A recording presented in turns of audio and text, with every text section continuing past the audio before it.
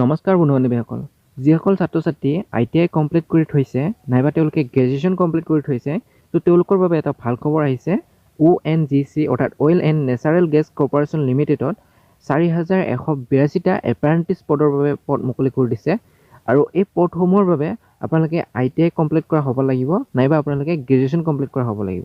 তো এপ্ৰেণ্টিছ হৈছে আপোনালোকে যেতিয়া ITI কমপ্লিট কৰিব নাইবা আপোনালোকে গ্ৰেজুৱেশ্যন কমপ্লিট কৰিব, তেতিয়া আপোনালোকে নিৰ্দিষ্ট ট্ৰেডত বা নিৰ্দিষ্ট কোৰ্চত আপোনালোকে গভৰ্ণমেণ্টৰ যিবিলাক কোম্পানী আছে সেই গভৰ্ণমেণ্ট কোম্পানীৰ আণ্ডাৰত আপোনালোকে কাম কৰাৰ এটা অভিজ্ঞতা লাভ কৰিব পাৰি আৰু এই অভিজ্ঞতাটো আপোনালোকক এপ্ৰেণ্টিছৰ জৰিয়তে আপোনালোকক দিয়া হয়। অৰ্থাৎ আপোনালোকে এপ্ৰেণ্টিছ 1 বছৰ 2 বছৰ এনেধৰণে আপোনালোকে কৰিব লাগে। তো আপোনালোকে যেতিয়া আপোনালোকৰ কোৰ্চবিলাক কমপ্লিট কৰি অৰ্থাৎ আপোনালোকে যেতিয়া ITI বিলাক কমপ্লিট কৰি আপোনালোকে এপ্ৰেণ্টিছ কৰিব 2 বছৰ বা 1 বছৰ আপোনালোকে গভৰ্ণমেণ্ট কোম্পানীৰ আণ্ডাৰত আপোনালোকে যেতিয়া কাম কৰিব, আপোনালোকে সেই এপ্ৰেণ্টিছ চাৰ্টিফিকেট আপোনালোকক লাভ কৰিব পাৰিব। আৰু এপ্ৰেণ্টিছ চাৰ্টিফিকেট যেতিয়া আপোনালোকে লাভ কৰিব, এপ্ৰেণ্টিছ চাৰ্টিফিকেট লাভ কৰাৰ পিছত আপোনালোকে যেতিয়া গভৰ্ণমেণ্ট জব কাৰণে এপ্লাই কৰিব আৰু তাতে আপোনালোকৰ এপ্ৰেণ্টিছ চাৰ্টিফিকেট যেতিয়া আপোনালোকে দিব, তেতিয়া আপোনালোকক জব পাৰফৰ্মেঞ্চটো আপোনালোকক অধিক দিয়া হয়। তো আপোনালোকে যদি ITI কমপ্লিট কৰিছে নাইবা আপোনালোকে যদি গ্ৰেজুৱেশ্যন কমপ্লিট কৰি থৈছে, তো এনেধৰণে আপোনালোকে যদি কোৰ্চবিলাক কমপ্লিট কৰি থৈছে, তো আপোনালোকে নিৰ্দিষ্ট ট্ৰেডত আপোনালোকে এপ্ৰেণ্টিছটো জৰুৰ কৰিব, কাৰণ আপোনালোকৰ এপ্ৰেণ্টিছৰ জৰিয়তে আপোনালোকক অধিক জব পাৰফৰ্মেঞ্চ দিয়া হয়। তো সেয়েহে ONGC ফালৰ পৰা এপ্ৰেণ্টিছৰ কাৰণে 4182টা পদ মুকলি কৰি দিছে। আৰু এই পদসমূহ এনেধৰণৰ আছে, দিয়া আছে আপোনালোকৰ টোটেল আছে 4182টা এপ্ৰেণ্টিছৰ কাৰণে। আৰু এতিয়া আপোনালোকৰ ছেক্টৰ ৱাইজ আছে। তো বিশেষকৈ আমাৰ এছামত চাব গ'লে আমাৰ এছামত বিশেষকৈ যোৰহাটত আছে 156টা আছে আৰু শিলচৰৰ বাবে 49 আছে শিলচৰত। তাৰ উপৰিও নাজিৰা এণ্ড শিৱসাগৰৰ ক্ষেত্ৰত 511টা আছে। তাৰ উপৰিও টোটেল চাব গ'লে 716টা এপ্ৰেণ্টিছ পদ মুকলি হৈছে। তো এতিয়া আমি চাওঁ আপোনালোকৰ ট্ৰেড ৱাইজ কিমান কোৱালিফিকেশ্যন আপোনালোকৰ লাগিব। তো আমি এতিয়া অকণমান তললৈ আহিছোঁ। তো এতিয়া আপোনালোকৰ কোৱালিফিকেশ্যন এণ্ড এলিজিবিলিটি ক্ৰাইটেৰিয়া দিয়া আছে। তো এতিয়া আপোনালোকৰ ট্ৰেড দিয়া আছে আৰু এতিয়া কোৱালিফিকেশ্যন দিয়া আছে। তো প্ৰথমতে আপোনালোকৰ একাউণ্টিঙৰ বাবে আপোনালোকে বেচেলাৰ অফ ডিগ্ৰী কৰা হ'ব লাগিব, অৰ্থাৎ আপোনালোকে গ্ৰেজুৱেশ্যন কৰা হ'ব লাগিব কমাৰ্চৰ ষ্ট্ৰীমৰ দ্বাৰা। আৰু নেক্সট আপোনালোকৰ এছিষ্টেণ্ট হিউমেন ৰিচাৰ্চৰ বাবে আপোনালোকৰ বেচেলাৰ অফ ডিগ্ৰী বিচাৰিছে, অৰ্থাৎ গ্ৰেজুৱেশ্যন কমপ্লিট কৰা হ'ব লাগিব, অৰ্থাৎ BA কৰা হ'ব লাগিব নাইবা আপোনালোকে BBA কৰা হ'ব লাগিব। আৰু নেক্সট আপোনালোকৰ ছেক্ৰেটেৰিয়েল এছিষ্টেণ্টৰ বাবে আপোনালোকে ITI কৰা হ'ব লাগিব। ITI আপোনালোকৰ ষ্টেনোগ্ৰাফী ইংলিছ নাইবা আপোনালোকৰ ছেক্ৰেটেৰিয়েল প্ৰেক্টিছ আপোনালোকৰ থাকিব লাগিব। আৰু নেক্সট আপোনালোকৰ কম্পিউটাৰ অপাৰেশ্যন এণ্ড প্ৰগ্ৰামিং এছিষ্টেণ্টৰ অৰ্থাৎ কপাৰ বাবে আপোনালোকে ITI কপা কৰা হ'ব লাগিব, অৰ্থাৎ কপা ট্ৰেডৰ আপোনালোকে ITI কৰা হ'ব লাগিব।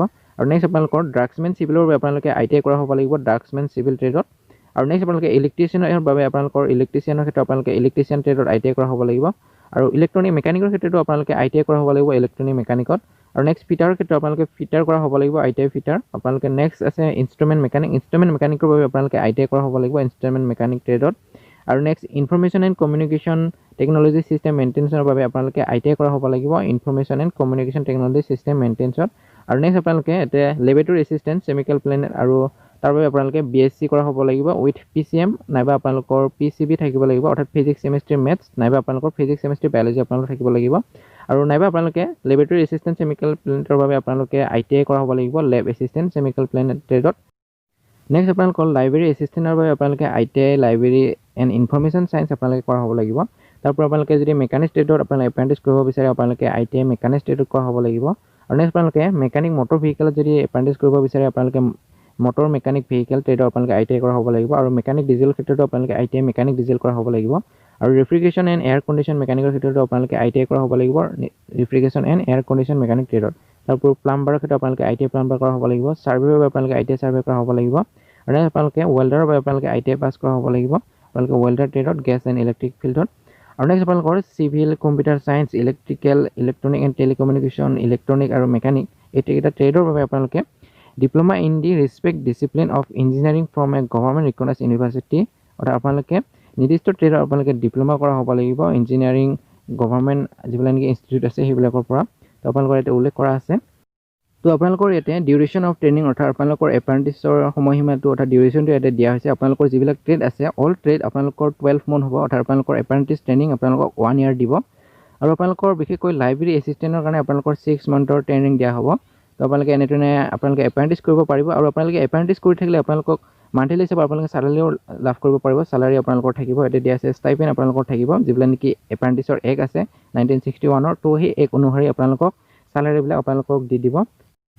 আৰু নেক্সট আপোনালোকৰ ইয়াতে চিলেকশ্যন দিয়া আছে। আপোনালোকৰ চিলেকশ্যনটো বিশেষকৈ আপোনালোকৰ এপ্ৰেণ্টিছৰ ক্ষেত্ৰত আপোনালোকে কি কৰিব আপোনালোকে যিবিলাক নেকি ট্ৰেডৰ আপোনালোকে ITI কৰিছে আপোনালোকে যিবিলাক কোৰ্চত গ্ৰেজুৱেশ্যন কৰিছে তো সেই গ্ৰেজুৱেশ্যন বা আপোনালোকে যি ITI কৰিছে তাত আপোনালোকে কিমানখিনি মাৰ্ক আপোনালোকে ফাইনেল ৰিজাল্টটো আপোনালোকৰ ফাইনেল মাৰ্কশ্বিটত আহিছিল আৰু সেই মাৰ্কৰ ওপৰত ভিত্তি কৰি আপোনালোকক মেৰিট বেচিছ আপোনালোকক সিলেকশ্যন কৰিব অৰ্থাৎ আপোনালোকৰ কিমান পাৰ্চেণ্টেজ আছে পাৰ্চেণ্টেজ অনুযায়ী আপোনালোকক মেৰিটবিলাক বনাব আৰু এনেধৰণে আপোনালোকক এপ্ৰেণ্টিছৰ কাৰণে সিলেকশ্যন দিব তো এতিয়া আমি ট্ৰেড ৱাইজ কোনটো চেণ্টাৰত কিমান সিট কেপাচিটি খালী আছে সেই বিষয়ে চাম তো প্ৰথমতে আহিছোঁ আমি যোৰহাট চেণ্টাৰত আৰু ইয়াতে আপোনালোকৰ একাউণ্টেণ্টৰ ক্ষেত্ৰত আপোনালোকৰ টোটেল সিট আছে 5টা তাৰ উপৰিও এছিষ্টেণ্ট HRৰ বাবে আপোনালোকৰ আছে 10টা আৰু ইলেক্ট্ৰিচিয়ানৰ বাবে আপোনালোকৰ আছে 27টা আৰু নেক্সট ফিটাৰৰ বাবে আপোনালোকৰ আছে 53টা আৰু নেক্সট আপোনালোকৰ ইনষ্ট্ৰুমেণ্ট মেকানিকৰ বাবে আপোনালোকৰ 12টা আছে তাৰ উপৰিও আপোনালোকৰ লেবৰেটৰী এছিষ্টেণ্ট কেমিকেল প্লেনাৰৰ বাবে আপোনালোকৰ 6টা ভেকেঞ্চি আছে তাৰ উপৰিও মেকানিক মটৰ ভেহিকেলৰ বাবে আপোনালোকৰ 18টা ভেকেঞ্চি আছে আৰু মেকানিক ডিজেলৰ বাবে আপোনালোকৰ 10টা ভেকেঞ্চি আছে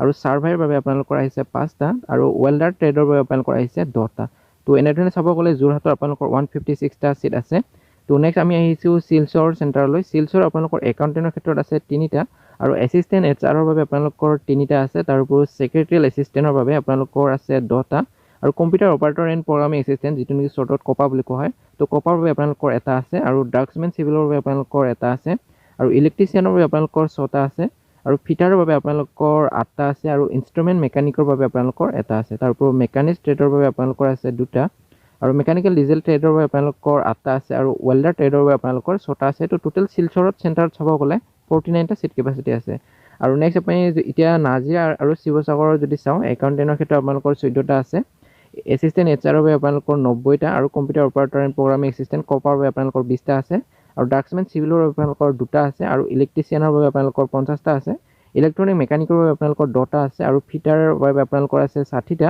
ইনষ্ট্ৰুমেণ্ট মেকানিকৰ বাবে আপোনালোকৰ 10টা আছে আৰু information and communication technology system মেইনটেইনৰ বাবে আপোনালোকৰ 20টা আছে তাৰ উপৰিও লেবৰেটৰী এছিষ্টেণ্ট কেমিকেল প্লেনেটৰ বাবে আপোনালোকৰ 10টা আছে আৰু মেচিনিষ্টৰ বাবে আপোনালোকৰ আছে 10টা আৰু মেকানিক মটৰ ভেহিকেল আপোনালোকৰ আছে টোটেল 4টা আছে তাৰ উপৰিও মেকানিক ডিজেলৰ বাবে আপোনালোকৰ 50টা আছে আৰু ৰেফ্ৰিজাৰেশ্যন এণ্ড এয়াৰ কণ্ডিশ্যন মেকানিক বাবে আপোনালোকৰ 2টা আছে আৰু ছাৰ্ভে বাবে আপোনালোকৰ 4টা ৱেল্ডাৰৰ বাবে আপোনালোকৰ আছে 20টা তাৰ উপৰিও চিভিলৰ বাবে আপোনালোকৰ আছে 20টা আৰু ইলেক্ট্ৰিকেলৰ বাবে আপোনালোকৰ 35টা আছে আৰু নেক্সট আপোনালোকৰ ইলেক্ট্ৰনিকৰ বাবে আপোনালোকৰ 25টা আছে আৰু মেকানিকেলৰ ক্ষেত্ৰত আপোনালোকৰ 55টা আছে তো total Nazira and Sivasagar centre আপোনালোকৰ আছে 511টা তো টোটেল এনেধৰণে 3টা চেণ্টাৰতে চাব গ'লে টোটেল ইষ্টাৰ্ণ ছেক্টৰ আপোনালোকৰ আমাৰ অসমৰ বাবে 711টা ভেকেঞ্চি আছে আপোনালোকৰ এতিয়া ইম্পৰ্টেণ্ট ডেটবিলাক দিয়া আছে অৰ্থাৎ আপোনালোকৰ অনলাইন এপ্লিকেশ্যন আপোনালোকৰ আৰম্ভ হৈছে 29 জুলাইৰ পৰা আৰু আপোনালোকৰ লাষ্ট ডেট আছে অনলাইন এপ্লিকেশ্যনৰ আপোনালোকৰ 17 আগষ্টলৈকে আপোনালোকৰ অনলাইন এপ্লিকেশ্যন একচেপ্ট কৰিব আৰু আপোনালোকৰ মেৰিট লিষ্টবিলাক আপোনালোকৰ ডিক্লেয়াৰ দিব